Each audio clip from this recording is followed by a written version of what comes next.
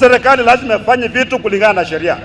Kama serikali inakuwa ya kwanza kuvunja sheria, what right do you have to tell the citizen to obey the law if you are the first person to break the law?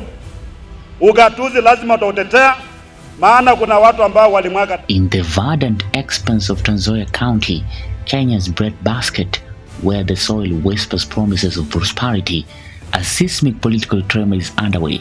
Governor George Natembeya, the self-proclaimed commander of governance, stands at the epicenter. Once a steadfast ally in the opposition's ranks, he now faces an unyielding onslaught from the very corridors of power he dares to challenge.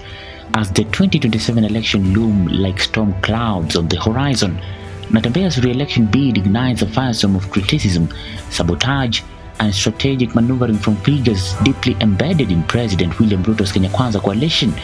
This is no mere squabble. It is a high-stakes chess game where every move could topple empires. Kuna majama wawili wamekaa pale ati wanakula kwa niaba yetu. Ati wakishiba sisi tumeshiba. Nani mnakubali maneno? Sema tawe. Sema tawe. Sisi tunajenga nyumba. To understand the inferno, we must trace its spark. Elected in 2022 on the Azimio la Umoja wave, George Natembeya, former Rift Valley Regional Commissioner with a master's in anthropology and a reputation for unyielding public service, swept into Tanzoya's gubernatorial seat with a clarion call for ukombozi or liberation. His manifesto pulsed with visions of empowered communities, economic upliftment, and zero tolerance for graft. Yet as Kenya Kwanza solidified its national grip post-2022, Natembeya's voice emerged as a lone thunderclap in the opposition wilderness. He lambasted the administration's policies misfires, from the chaotic social health authority rollout to the bewildering tweaks in the competency-based curriculum, refusing to toe the party line even as former allies wavered. Ile jambo ningependa kuambia national government nilikuwa hapa. Tafadhali, live by the law. Kuna masuala ambayo yamegatuliwa. Mambo ya soko imegatuliwa. Mambo ya afya imegatuliwa. Mambo ya bus park imegatuliwa. Mambo ya ECD imega. Sasa serikali inakuja kufanya maendeleo hapa, mimi sikatai. Why can't we follow the law? Ukikuja kujengea gavana hospitali, hapo najenga, unajua ni jukumu la gavana. Ile fedha mbona unakwama nayo Nairobi unataka kuja kujengea, mbona usipatie gavana hiyo pesa jenge hospitali? I've devoted my career to this soil, he proclaimed at a fertilizer distribution rally in March 2025, his words slicing through crowd like a machete. Why betray the people for fleeting power? It was this audacity, this refusal to mend fences with the ruling coalition that lit the fuse. Tunasema riswa! Tunasema riswa! Wakati wa jamii ya Muluya, kuwa watchman, kuwa maid, kuwa mtu wa kuchimba makaburi, mtu wa kupasua kundi kwa matanga. Tunasema nini? Tunasema nini? Tunasema nini? Enter the critics. A cadre of Kenya Kwanza loyalists wielding influence like sharpened spears. At the forefront is Nandi Senator Samson Cherargei, whose barbs escalated from policy jabs to existential threats. In April 2025, Cherargei openly urged Tanzoya members of county assembly to impeach Natembeya before the 2027 polls, branding him a peddler of tribal politics and an architect of underdevelopment. He saw division where we need unity. Cherargei thundered at a North Rift forum, his rhetoric echoing the coalition's playbook of portraying dissent as disloyalty.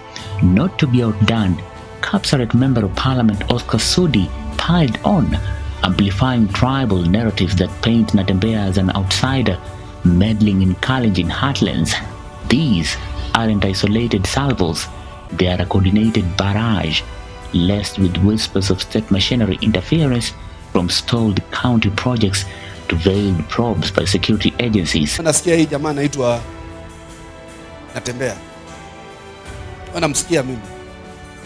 Siku ile sisi majamii ndogo ndogo, wale watu wanaishi corner tribes, Waturkana, Wamijikenda, wa Somali, tulipoambiwa hakuna vetting, huyu nani alipinga huyu Natembeya, alafu yeye anataka kuwa rais wa taifa siku moja. Natembeya hajui zile changamoto sisi tumekuwa nazo majumbani mwetu, alafu unataka kuwa rais ya Kenya, alafu unaenda wakati wewe uko kwa serikali ya Kibaki, uko kwa serikali ya Uhuru Kenyatta. But the attacks cut deeper, veering into the personal and profane. In a bizarre twist amid debates over national ID vetting in northeastern Kenya, Suna East Member of Parliament Junet Mohammed, a surprising coalition voice, called for Natembeya's outright deportation, questioning his very Kenyan-ness. Born in Kenya, raised in Kenya, served Kenya, Natembeya fired back in a blistering April statement, his eyes still behind the podium.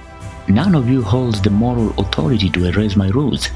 These wasn't just mudslinging, it was a calculated strike at his legitimacy, designed to erode voter trust in a country where identity politics simmer like underground lava. Wengine wanatoka Uganda, anataka kuja kupiga kura Kenya. Unapiga kura Kenya na unarudi Uganda. Au umetufanya aje? Wanataka kutuchagulia viongozi kwa nini? Waacha watu hapa wachague viongozi, maana kama barabara iundwe hao ndio wanaumia. Sasa ona huyo anasaidia mtu anachaguliwa hapa, anaambia Wakenya hata Mungu nichagulia na watu wa Uganda. Na Wakenya ndio wako hapa. Hao nataka maendeleo. Hapana, internal affairs of this country. Wacha tuwaje taifa la Kenya. The coalition's ire peaked at funerals, those sacred Rift Valley arenas where politics and grief collide. Recall the March 2025 burial of the late Malala Member of Parliament Malulu Injendi. Natembeya arrived to pay respects, only to face chants of Ruto from reflector-jacketed women amid rumors of physical scuffles and expulsion. No chaos, no assault, just democracy interrupted, he clarified later, but the damage lingered, fueling narratives of him as a rabble-rouser. Weeks earlier, at National Assembly Speaker Moses Wetangula's mother's funeral in Bungoma, Natembeya's bold critique of coalition handouts, quote, "Where does this money come from?" end of quote, ignited a crossfire with heavyweights like Majority Leader Kimani Ichung'wah and Prime Cabinet Secretary Musalia Mudavadi. Impeachment rumors echoed through the county assembly, with some members of county assembly decrying his freedom of expression as overreach. Yet, in a statement to his polarizing pool, Sitatunga member of county assembly Simon Murray swiftly squashed the plot. Quote, "We've discussed no such motion. Focus on serving the people." End of quote. Hii Kenya hii kumekuwa na president kutoka kwa jamii mbili, si ndio? Jamii mbili peke yake. Leo hii mtoto wa Kenya akizaliwa anajua kwamba usipokuwa Mkikuyu ama Mkale huwezi kuwa rais wa Kenya. Yule mtu ambaye amepewa fursa na Mwenyezi Mungu kuvunja hiyo laana na kufungua milango kwa jamii zingine zote, hapo Nyemzi, wa Borana, wa Maasai, wa Pokot, yule mwenye amepewa hiyo fursa ya kihistoria ni jamii. Natembeya's retorts pure fire. In August 2025, at a presidential bid teaser, he revived his cousin's slogan, a cheeky nod to Coalition King, while unveiling an anti-corruption blueprint, barring top officials from business dealings. "That is how we slayed the dragon," he declared, zeroing in on a dubious clash distribution by Deputy President Kithure Kindiki and Ruto aide Farouk Kibet. Even a July courtesy call from Interior Cabinet Secretary Kipchumba Murkomen sparked rumors of defection, rumors Natembeya swatted away. Left government service for the people of Tanzoya, no business crossing over. Wale watu ambao wanaenda kurejesta watu vitambulisho kule ngambo ile nyingine, hiyo mambo si hatutaki. Watu wakitaka namba ziongezeke za jamii yako, watu warudi kwa nyumba. Ama namna gani? Wazae watoto. So, where does this leave Tanzoya and Kenya at large? Natembeya's saga isn't just a local dust up. It is a microcosm of our democracy's raw underbelly. The clash between bold accountability and entrenched power. As impeachment shadows fade and rivals sharpen their blades, one truth endures. In the Rift Valley, resilience is currency. Will Natembeya's commando spirit fortify his fortress? Or will the coalition's gale force winds scatter his ukombozi dreams? The 2027 ballot box will decide. But for now, the governor fights on unbowed. Share your thoughts in the comment section below. For Maisha TV, I'm William Juma.